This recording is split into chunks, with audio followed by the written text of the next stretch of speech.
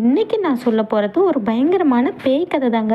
அந்த காலத்தில் ஒரு கிராமத்தில் நடந்த உண்மை கதை தாங்க எங்கள் பாட்டி எனக்கு சொன்னாங்க. அந்த காலத்தில் ஒரு கிராமத்தில் ஊருக்கு ஒதுக்குப்புறமாக ஒரு பாலடைஞ்ச இடிஞ்ச வீடு இருந்துச்சாங்க. அந்த வீட்டு கதவு எப்போவுமே திறந்து தான் இருந்ததாங்க. அந்த செவர்கள் எல்லாம் புட்டு கீழே கடந்து தான் அங்கே செடி கொடிகள்னு வீடு ஃபுல்லாக பரவி கடந்துச்சாங்க. அங்கே ஒரே ஒரு விளக்கு மட்டும் எரிஞ்சு அமைஞ்சிட்டு இருக்குமாங்க. அங்கே தாங்க நிழல் பேய்ன்னு சொல்லி ஒரு பேய் இருந்துச்சாங்க. இந்த கதைக்கு ஒரு லைக் பண்ணுங்க, ஒரு சப்ஸ்கிரைப் பண்ணுங்க, மறக்காம பெல் ஐக்கானையும் கிளிக் பண்ணிடுங்க ஃப்ரெண்ட்ஸ். அப்போ தான் நான் அடுத்து போடுற பேய் கதை உங்களுக்கு உடனே வந்து சேரும். ஓகே, இப்போ நம்ம கதையை பார்க்கலாம். அந்த பேய் சாகவும் இல்லைங்க, பேயும் இல்லை, மனுஷியும் இல்லைங்க, நிழல் பேய்ங்க. ஆமாங்க, நாம் அந்த பேயை பற்றி மனசில் நினச்சாவே அது நம்ம மனசுக்குள்ளே வந்துருமாங்க. அது நடு ரோட்டில் 12 மணிக்கு தன்னந்தனியாக நின்றுட்டு இருக்குங்க.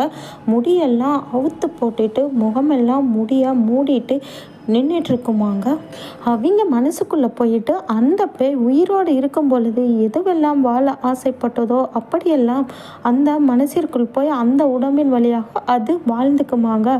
அதை நாம் கண்டுபிடிக்கணும்னா அங்கே ஒரு சக்தி வாய்ந்த குளம் இருக்குதுங்க.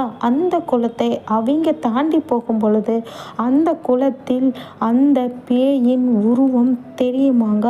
அப்பொழுதுதான் அது அவர்கள் மனசிற்குள் போய் அவர்கள் உடலை கட்டுப்பாட்டிற்குள் வைத்து கொண்டு வாழ்ந்து கொண்டிருக்கிறது என்று எல்லோருக்கும் தெரியுமாங்க.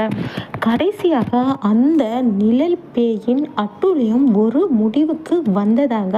அது எப்படி என்றால், எங்கள் பாட்டியின் பக்கத்தில் வீட்டில் உள்ள ஒரு பெண்ணிற்கு கனவின் வழியாக அது அந்த பெண்ணின் மனசிற்குள் போய் உடம்பை ஆக்கிரமித்து கொண்டதாங்க.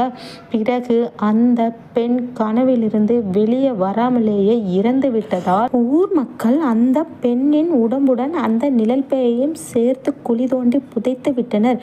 மேலே சாமியின் வேலை நட்டும் வைத்து விட்டனர்.